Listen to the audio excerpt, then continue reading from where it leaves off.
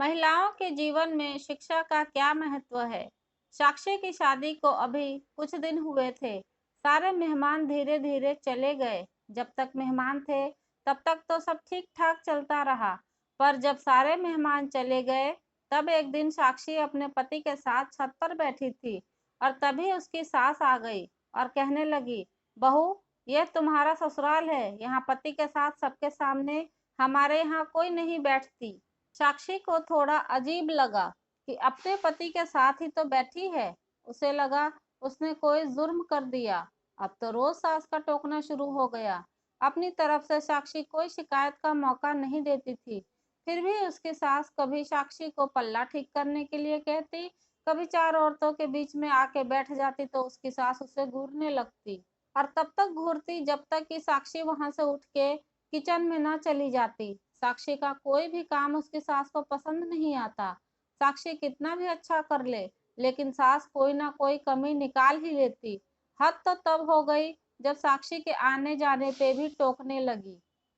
यहाँ अपने से बड़ा कोई भी दिख जाए तो सास सर के पल्ले को और आगे मुंह तक सरका देती है। साक्षी को कहीं जाने नहीं दिया जाता था। उसकी सास बस हर समय काम करने के लिए किचन में ही रखती थी। ऐसा लगता वो इंसान नहीं, कोल्हू का बैल है, बस खटती रहे। साक्षी सोचती, ऐसा हमारे तो नहीं होता। काम के साथ साथ सब हंसी मजाक भी करते हैं, सब बड़ों के साथ भी बैठते हैं और अपने पतियों के साथ भी रहते हैं। पर यहाँ मैं तो क्या, कोई छोटा भी बड़ों के सामने बैठता नहीं। हंसी मजाक की बात तो बहुत दूर है। रोहन भी अपनी माँ के सामने साक्षी के पास कम बैठता था, उससे बातें भी कम करता। साक्षी जितना पूछती बस उतना ही जवाब मिलता। दिन बीतते गए। रोहन को काम के सिलसिले में दूसरे शहर जाना पड़ता था। कई बार तो रोहन को आए हुए कई दिन हो जाते थे। ससुर नहीं थे, बच्चे जब छोटे थे तभी चल बसे थे। दोनों ननद की शादी हो चुकी है। बड़े भाई भाभी दूसरे शहर में रहते थे। छोटा देवर भी बाहर नौकरी करता था। रोहन मझले बेटे थे जो साथ रहते थे। साक्षी काम करके जब भी सुस्ताने बैठती तो उसकी सास फिर से कोई काम कह देती। आने जाने वालों का भी मेला लगा रहता था। साक्षी को सब बहुत अजीब लगता था। वो सोचती, अगर शादी ऐसी होती है तो वो कभी शादी ना करती।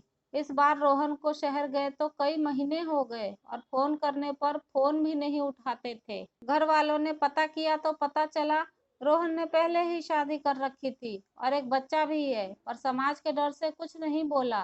पर सास को जब पता लगा तो साक्षी को ही दोषी मानने लगी। कहने लगी, क्या करता बेचारा, तू ज्यादा कुछ तो लाई नहीं, सोचा था शादी करके आएगी तो जिंदगी संवर जाएगी, पर रोहन को ही बाहर काम के लिए जाना पड़ा। हो गया जो होना था, अब रोना कैसा, कौन सा तुम्हें छोड़ रहा है। साक्षी को जब पता लगा तो उसे झटका लगा, वह अंदर से टूट गई। साक्षी के सारे सपने और जिंदगी बर्बाद हो गई थी। उसकी माँ सदमे से पागल हो गई और पिता भी सेहत से लाचार हो गए थे। इसलिए साक्षी को ससुराल में ही रहने के लिए बोला। आज शादी के कई साल हो गए पर साक्षी की जिंदगी खाली पन्नों की एक बंद किताब की तरह रह गई। लोगों के डर की वजह से मायके भी नहीं जाती थी। उसे यह भी पता चला कि सास ने पहले जेठानी को भी ऐसे ही तंग किया था, पर नौकरी लगने की वजह से वह चली गई थी, कभी आई ही नहीं। साक्षी खुद को बहुत लाचार महसूस करती। साक्षी सोचती, अगर उसके माँ बाप ने उसको भी पढ़ाया होता तो वो भी आज अपनी मर्जी की जिंदगी जीती। जिसके भरोसे इस घर में आई उसने तो बीच मझधार में छोड़ दिया। साक्षी सोचती, चलो सास खरी खोटी सुनाती है लेकिन सर पे छत और 3 समय का खाना और जरूरत तो पूरा करती है। कभी कभी महीने 4 महीने में रोहन भी आ जाते हैं। साक्षी ने अपनी जिंदगी से समझौता कर लिया है। अब यही उसकी किस्मत है। बेटी मजबूर हो जाती है सब सहने पर किसी तजुर्बे के अभाव में बेटी के लिए मुश्किल हो जाता है। कोई उसे अपनाता नहीं है।